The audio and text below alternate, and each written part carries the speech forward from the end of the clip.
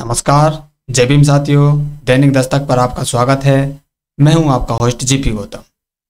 साथियों, कल हरियाणा के उचाना में बहुजन समाज पार्टी और इंडियन नेशनल लोकदल की एक महारैली होती है। चौधरी देवीलाल की जयंती के मौके पर इस खास रैली का आयोजन होता है और इस रैली में बताया जा रहा है कि लाखों की संख्या में भीड़ वहां पर मौजूद थी। लोगों को पंडाल में बैठने के लिए जगह नहीं मिली। लोग बाहर हजारों की संख्या में पंडाल के बाहर घूमते रहे और माइकों के जरिए, जो वहां पर लाउड स्पीकर लगे हुए थे, लाउड स्पीकर के जरिए ही उन्होंने अपने नेताओं की जो बात है वो सुनने का काम किया है। कल हमने बताया था आपको, जो महारैली का आयोजन हुआ है वो सिर्फ महारैली नहीं है। बसपा की जो भी चुनावी रैलियां होती हैं वो बहुजन संस्कृति का केंद्र होती है। बहुजन संस्कृति अगर आपको देखनी है तो आपको बहुजन समाज पार्टी की जो चुनावी रैलियां हैं वो जरूर आपको देखनी चाहिए। लेकिन साथियों, इस रैली में मीडिया भी होती है, आप जानते हैं, पत्रकार भी होते हैं। तो जो बहुजन समाज पार्टी और इंडियन नेशनल लोकदल के खिलाफ पत्रकारिता करते हैं, या आप कह सकते हैं कि बहुजन समाज के खिलाफ जो लोग पत्रकारिता करते हैं, उन लोगों ने खबरें चलाई कि ये जो भीड़ यहाँ पर आई है ये कांग्रेस का वोट काटेगी, क्योंकि वहाँ पर अधिकतर कांग्रेस समर्थित जो पत्रकार हैं, यूट्यूबर्स हैं, वही साथियों वहाँ पर पहुँचे हुए थे। तो उन लोगों ने इस तरह की जो खबरें हैं वो चलाई कि ये जो भीड़ यहाँ पर आ रही है ये कांग्रेस का खेल बिगाड़ने वाली है, कांग्रेस के वोट काटने वाली है। अब साथियों, एक छोटा सा सवाल मैं आपसे पूछता हूँ। बहुजन समाज पार्टी एक राष्ट्रीय पार्टी है।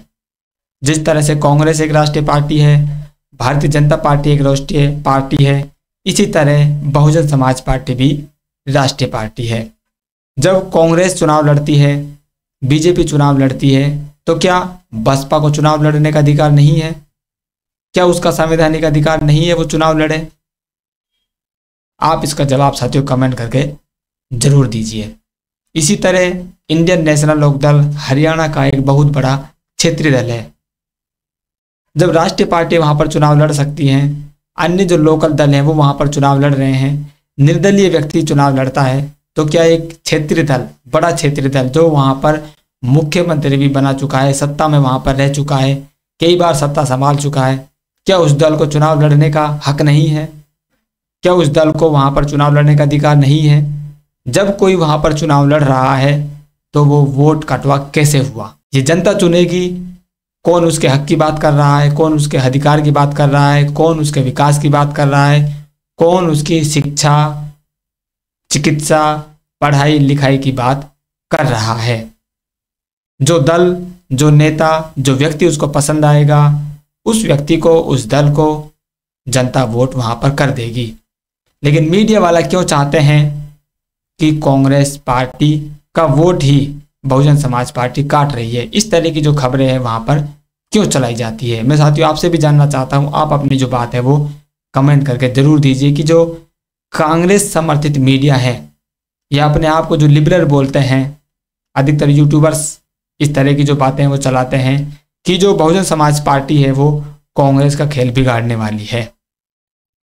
इसी बात को लेकर साथियों जवाहरलाल नेहरू यूनिवर्सिटी में समाजशास्त्री और विभाग अध्यक्ष समाजशास्त्र के प्रोफेसर विवेक कुमार ने कहा है, ये तथाकथित तटस्थ यूट्यूब चैनल चलाने वालों के पास दलित, बहुजन, अम्बेडकराइट पार्टी के लिए केवल एक नैरेटिव है, भाजपा की बी टीम।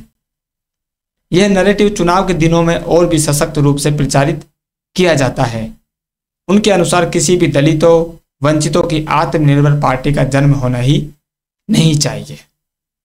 तो जैसे साथियों आपने शुरुआत में पढ़ा कि प्रोफेसर विवेक कुमार ने कहा है कि दलितों को पार्टी नहीं बनानी चाहिए, तो साथियों उन्होंने ये जो तथाकथित यूट्यूबर्स हैं, अपने आप को लिबरल बोलते हैं और अधिकतर भारतीय जनता पार्टी के खिलाफ रिपोर्टिंग करते हैं और कांग्रेस को चाहते हैं कि ये सत्ता में आए, कांग्रेस की हर छोटी से छोटी बात को ये बड़ा चढ़ाकर दिखाते हैं और दलित, बहुजन समाज के खिलाफ जब कोई बयानबाजी उनकी आती है तो उसको डिफेंड करने के लिए तरह तरह की जो बातें हैं, तरह तरह के जो तर्क हैं ये देते भी नजर आते हैं।